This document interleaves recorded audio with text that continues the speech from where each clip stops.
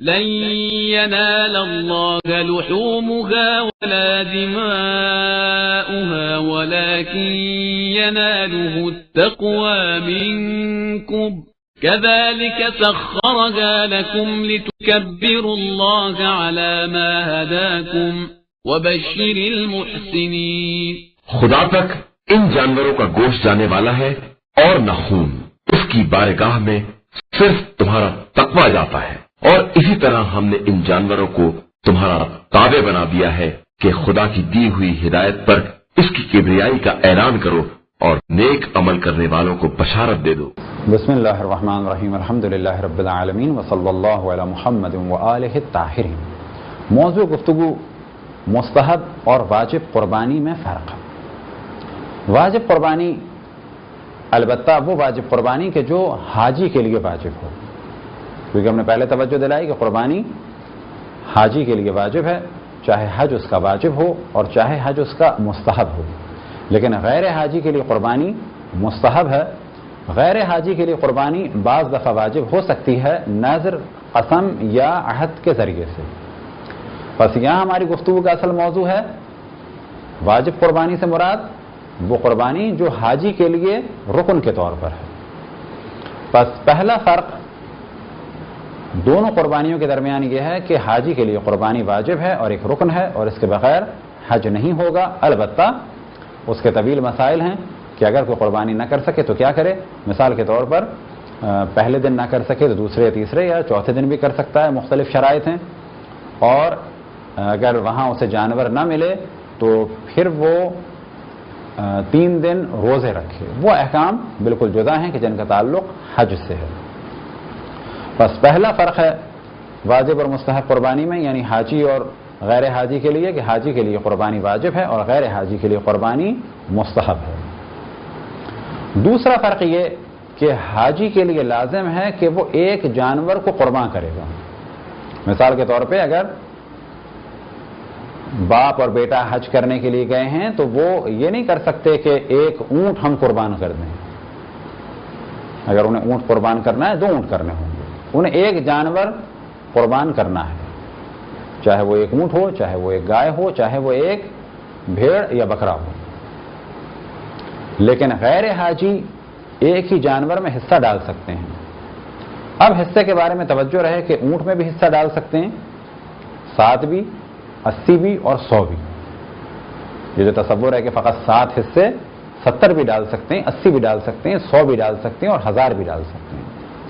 گائے میں بھی حصے ڈال سکتے ہیں اور بکرے میں بھی حصے ڈال سکتے ہیں. زاد المعاد میں علامہ مجلسی فرماتے ہیں کہ حصہ ڈال سکتے ہیں گوشت فند میں یعنی بکرے میں 70 بھی اور اس سے بھی زیادہ.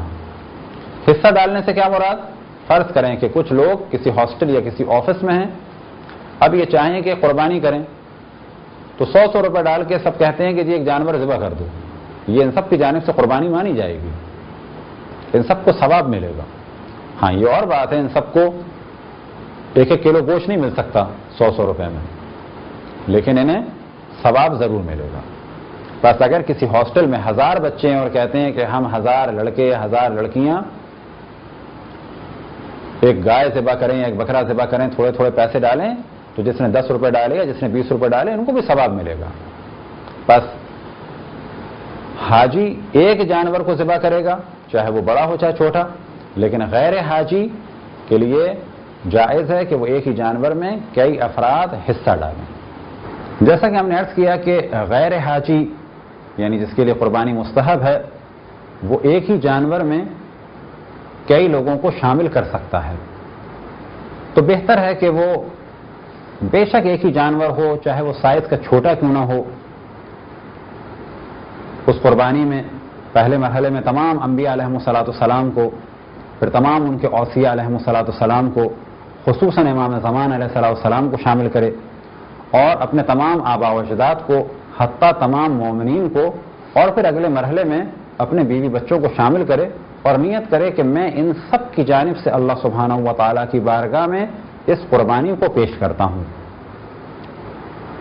یہ تصور کہ اتنے زیادہ افراد کو شامل کر کے ہمیں کیا ملے گا، تو یاد رکھیں کہ ایک نیت کے ذریعے سے مزید ثواب ملے گا انبیاء علیہم السلام کو شامل کرنے کا آئمہ کو شامل کرنے کا، مومنین کو یاد رکھنے کا، اپنے زندہ اور مردہ والدین کو یاد رکھنے کا، اور اسی طریقے سے اپنے گھر والوں کو یاد رکھنے کا۔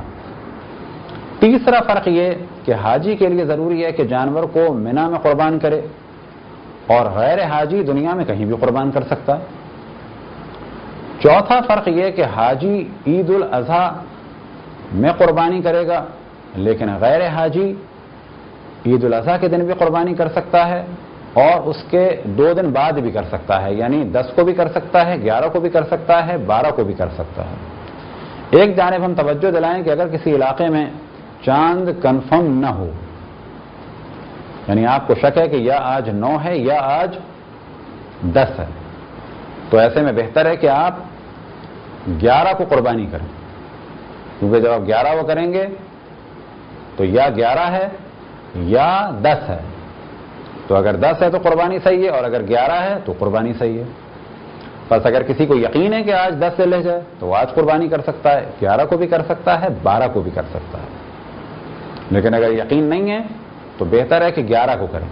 11 کو قربانی کرنے کا فائدہ کیا ہے کہ اگر تاریخ کنفرم نہیں ہے اور 11 در حقیقت 10 ہے تو بھی قربانی صحیح ہے، اور اگر وہ 12 ہے تو بھی قربانی صحیح ہے۔ لیکن یہ ہم تاکید نہیں کر رہے ہیں کہ 11 کو کریں، فقط ہم اس جانب توجہ دلا رہے ہیں اگر کسی علاقے میں تاریخ کنفرم نہ ہو تو کیا کریں۔ پانچواں فرق یہ کہ حاجی کے لیے شرط ہے کہ اس کی جانب سے جو شخص جانور کو ذبح کرے وہ شیعہ اثنا عشری ہو، لیکن غیر حاجی کے لیے یہ شرط نہیں ہے، کوئی بھی مسلمان، البتہ جب کہا جائے مسلمان تو وہ مسلمان ہو، چاہے شیعہ ہو، چاہے سنی ہو، اور چاہے کسی اور مذہب کا ہو، لیکن بغض اہل بیت نہ رکھتا ہو۔ اگر کوئی بغض اہل بیت رکھتا ہے، اہل بیت علیہ السلام کا دشمن ہے، تو وہ ناصبی ہے، اسلام کے دائرے سے خارج ہے، اور اس کے ہاتھ کا ذبح ہوا جانور مردار ہے اور نجس ہے، کھانا اور کھلانا اس کا سب کچھ حرام ہے۔ اسی طریقے سے اگر کوئی شخص اپنے آپ کو شیعہ کہتا ہے یا شیعہ بن گیا ہے اور اس کے بعد کسی نبی اور امام کے بارے میں کہے کہ وہ اللہ ہیں، تو یاد رکھیں وہ شیعہ نہیں ہے، وہ کافر ہے، اور اس کے ہاتھ کا بھی ذبح کیا ہوا جانور مردار ہے، نجس ہے، کھانا کھلانا اس کا حرام ہے۔ چھٹا فرق یہ کہ حاجی کے لیے جانوروں کی عمر کے بارے میں شرائط ہیں کہ اگر اونٹ ہے تو 5 سال کا مکمل ہو چکا ہو، اگر گائے ہے اور بکری یا بکرا ہے تو وہ 2 سال کے ہو چکے ہوں اور تیسرے میں لگ چکے ہوں، اور اگر بھیڑ ہے یا دمبا ہے تو 7 مہینے کے ہو چکے ہوں یا 1 سال کے ہو چکے ہوں تو بہتر ہے۔ لیکن غیر حاجی کے لیے 2 یا 3 سال کا اونٹ یا اونٹنی بھی جائز ہے، اور اسی طریقے سے 2 سال سے کم عمر گائے یا بکری بھی جائز ہے یا بکرا بھی جائز ہے، اور اسی طریقے سے 7 مہینے سے کم عمر بھیڑ بھی جائز ہے، لیکن عمر کی شرائط پر پابندی کی شرط ہے حاجی کے لیے۔ 7واں فرق، حاجی کے لیے ضروری ہے کہ جس جانور کو وہ قربان کریں وہ جانور ناقص نہ ہو، یعنی اندھا نہ ہو، لنگڑا نہ ہو، دم کٹا ہوا نہ ہو، سینگ ٹوٹا ہوا نہ ہو، کان کٹا ہوا نہ ہو، بال گرا ہوا نہ ہو، اسی طریقے سے بہت بوڑھا یا بہت دبلا نہ ہو، نہ یہ نقائص بعد میں ہوئے ہوں اور نہ ہی وہ پیدائشی ناقص ہو۔ سینگ کے بارے میں توجہ رکھیں کہ اگر سینگ کی پالش اتر جائے تو کوئی حرج نہیں ہے۔ اسی طریقے سے ایسا جانور کہ جس کو ناقص کر دیا ہو اور اس کی نسل نہیں بڑھ سکتی، اور اب کیونکہ مسئلے مسائل بتا رہے ہیں تو اس گفتگو کو بہت واضح بیان کرنا ہوگا کہ وہ جانور ایسا نہ ہو کہ جس کے ٹیسٹیکلز کو ختم کر دیا گیا ہو، یعنی اسے خسی بنا دیا گیا ہو۔ بس اگر خسی جانور ہے تو اس کی قربانی حج میں نہیں ہو سکتی. لیکن غیر حاجی ناقص جانور کی قربانی کر سکتا ہے، لیکن تاکید یہی ہے کہ جو شرائط حج کی ہیں ان پر عمل کرے تو بہتر ہے. لیکن ہم فقط مسئلہ بتا رہے ہیں، وہ اس وجہ سے بتا رہے ہیں کہ فرض کریں کہ اگر کوئی شخص اپنے گھر گائے لایا اور گائے ٹرک یا سوزوکی سے اترتے ہوئے ٹکرائی اور سینگ ٹوٹ گئے یا ٹانگ ٹوٹ گئی، تو کیا قربانی ہو سکتی ہے؟ ابھی بک تو نہیں سکتی، تو قربانی ہو جائے گی. آپ ایک جانور لائے اور صبح جب اس کو چارہ دکھایا اس طرح تو پتہ چلا وہ دیکھ ہی نہیں رہا، نابینا ہے، تو اب کیا کریں؟ کیا اس کو کسی کو بیچ سکتے ہیں؟ دھوکہ دینا حرام ہے. ہاں اگر کوئی کہتا ہے کہ آپ مجھے دے دیں، میں عید کے بعد اس کو ذبح کر لوں گا، یا صحیح ہے میں اس کو قربان کر دوں گا، تو نقص بتا کے آپ اسے بیچ سکتے ہیں. لیکن اگر آپ اس کو قربان کرنا چاہیں تو کر سکتے ہیں. لیکن اگر اللہ سبحانہ و تعالیٰ نے مال دیا ہے تو بہتر ہے شرائط کے مطابق جانور کو ذبح کرائیں.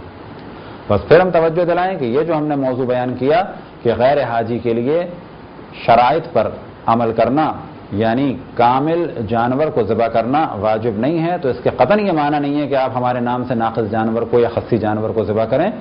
کوشش کریں کہ جب آپ مال اللہ سبحانہ و تعالیٰ کی راہ میں خرچ کر رہے ہیں تو اس جانور کو اللہ سبحانہ و تعالیٰ کی راہ میں قربان کریں کہ جس جانور کے بارے میں یہ کہا جا سکے کہ یہ جانور ناقص نہیں ہے بلکہ صحیح و سالم ہے. یہ تھے چند فرق حاجی کے لیے قربانی کے جانور اور غیر حاجی کے لیے قربانی کے جانور کے درمیان. خداوند تبارک و تعالیٰ سے دعا ہے کہ ہم سب کو اللہ سبحانہ و تعالیٰ کی راہ میں کچھ نہ کچھ قربان کرنے کی توفیق عطا فرمائے. وصلی اللہ علی محمد و آلہ الطاہرین.